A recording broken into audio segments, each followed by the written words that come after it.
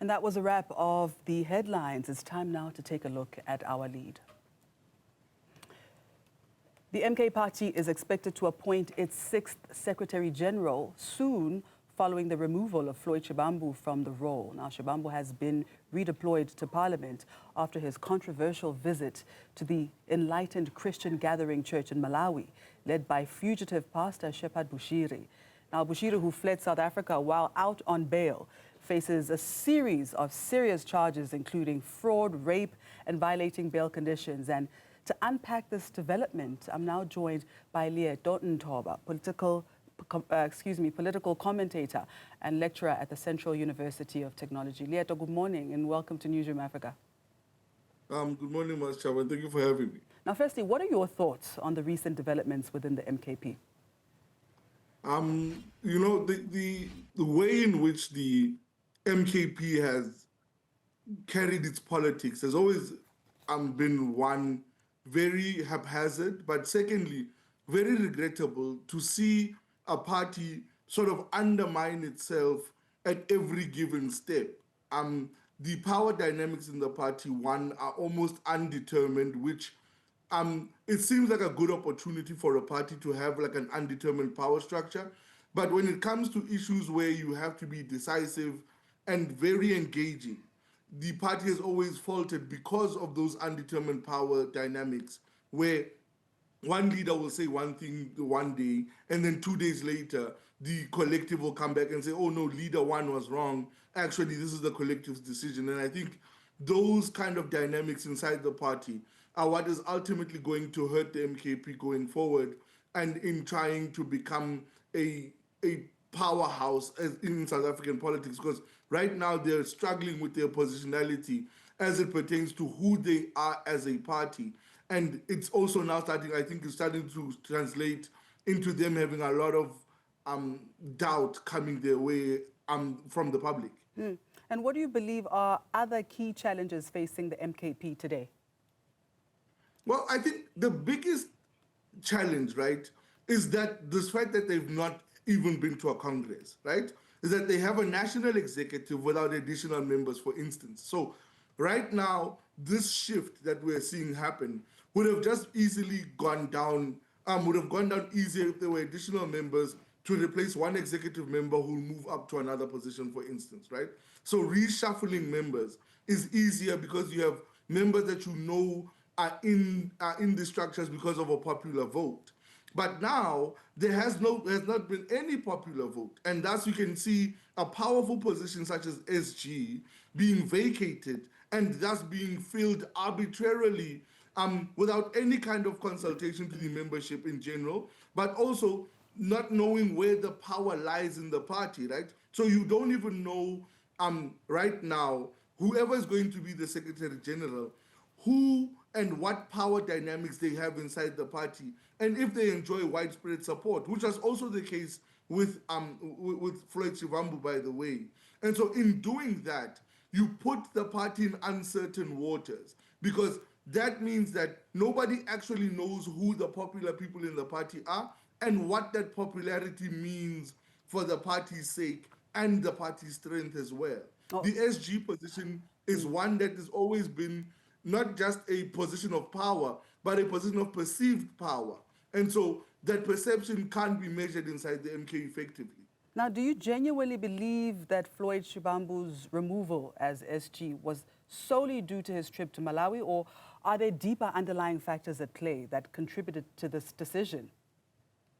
I think there are deeper underlying problems, but also not just with him. I think there are problems in general with that whole executive, right? Because if you think about it, one, on Floyd Shivambu's side, the blunders have been snowballing, right? The internal squabbles that turn into Twitter spats, the trips that they can't be justified in any particular way.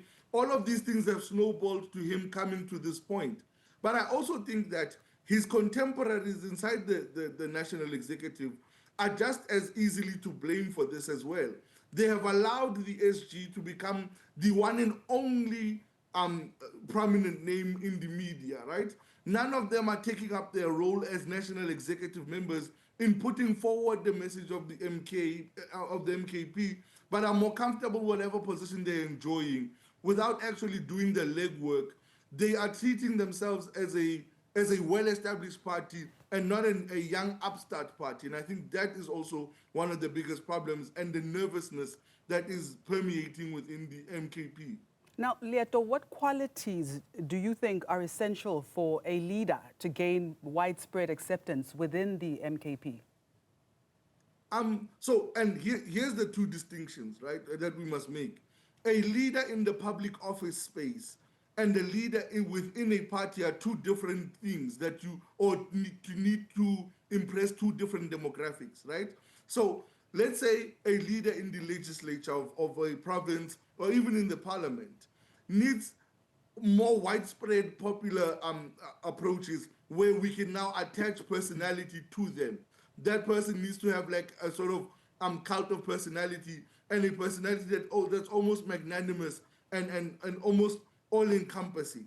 But when it comes to a position like the Secretary General of the party, any party member in South Africa will tell you that the SG is the engine of the party, not just on the level of power dynamic, but also strategy. And so that's why you even have popular songs about an SG and what an SG should be doing and chants about SGs, because the SG in essence is a deep political beast internally in the party. If you look at parties outside and not just the MKP, you look at former SGs of the ANC, for instance, Ace Magashule, not really a huge popular figure outside his position as SG. As SG, he was perceived as being very cunning, very wily, and very party orientated. And that is the sort of person that you need that will be this sort of galvanizing force, but also a center of power that gives an understanding that that is where the power of the party strategically emanates from. And I think that is the tightrope that SG needs to walk. And it's going to be very difficult to then arbitrarily give somebody the position and not allow somebody to be elected into the position. And that's why the MKP is facing this problem now, is the lack of Congress attendance and election. All right, now they are expected to appoint their sixth SG. What are the key challenges that the new Secretary General will face in terms of party unity, discipline, performance? You know, all of those are going to be important, right? And how they somehow gather respect. Because if I'm now made SG of MKP, the biggest problem would be, how do I gather the respect that the office needs, right? The office of SG is one of gravitas, and I think the way in which the person operates is going to determine in the first 100 days, like some kind of presidency, is going to determine how deeply they are respected in the party, and that's that's going to be the straw that breaks the camel's back. But secondly, the local government elections that are coming up are going to be crucial, because remember, the SG isn't just one who comes in and is just a huge popular force within the party, but they also determine the strategies that carry the party through elections, through hard times, and they link those strategies to the policies and speaking of which now, of the party. Speaking of which now, how might the party's relationship with its voters and the wider public be impacted by its internal dynamics and leadership decisions? I think there's going to be a lot of toing and froing, because remember, the MK didn't form like all the other parties, like the EFF, for instance. It formed as an almost cult of personality-like thing, where it was top-heavy in power, looking at Jacob Zuma as a leader or as a galvanizing force, and a large voter base coming with him, and nothing in between. And so now the pieces that are in between this huge cult of personality leader and his backing that has been good enough to give him second place in South Africa's politics, the pieces in between are being arbitrarily put in by mistakes, by all sorts of arbitrary decisions. And that is going to be what is going to be the next determining factor. Will these people still believe in the cult of personality of Jacob Zuma enough that they can vote for somebody who's not Jacob Zuma, because that's what local government elections are. We are now voting for somebody who's not the president of the party, who's not our cult leader. We're now voting for the people who are on our bread and butter issues in our communities. And so I wonder if that link is going to be possibly hampered, especially because none of these people have actually coalesced and come together in order to find the main ethos of what a bread and butter issue is for the MKP. And don't you think these internal power struggles and leadership changes within the MKP are having a ripple effect on the ground, potentially creating cracks in the party's support base? I might not say they're creating cracks, but I think they're creating doubts in the ability of the leadership, because the cracks start to show as a point of disagreement, right? So let's say we don't agree with somebody being the national chairperson, or we don't agree with person B being in this position or whatever position that they ascribe themselves to. That's where the cracks and factions come in. But in this instance, it's actually a deep confusion to then say, who do we support and when? And if I support Masichaba, for instance, when will she be kicked out for some kind of mistake that she makes that might be intended or unintended? And so now a leader themselves has no way to create a base that believes in them and what they carry as a message, because they might be expelled or shifted because of a mistake they made. And do you think the party can maintain its momentum and support despite the internal challenges? I think in certain parts of the country they can, but what we look for parties in South Africa, remember, is not about maintenance of support, but is actually the maintenance of momentum and growth. So can the MKP gain more members in the interim while there are no presidential elections? So in this local government election, can they get municipalities? Can they show their leadership capacity at the municipal level and even at the provincial level? And how deep are they in skills and in the leadership qualities that South African municipalities need? Because all we've seen is this top-heavy approach that they've taken in even trying to coax members from other parties, big hitters from other parties, to come and join them. And so we don't know the John Q member of MKP at ground level. What is he going to do as councillor or even mayor? And I think that is going to be the biggest question. And how the SG plans that mission out will be critical in the year that's coming before the local government elections. All right. Now, Leeto, before I let you go, and very briefly, what are your overall thoughts on the MKP's future prospects given the recent developments?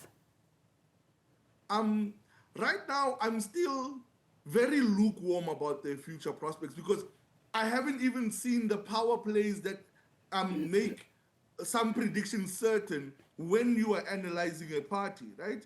I can sort of look at the ANC and tell you that the deterioration is carrying on, and in the next couple of years, it will not be the biggest force that we know in South Africa, and it will be a shadow of itself, just by looking at how the power dynamics are taking place inside the party.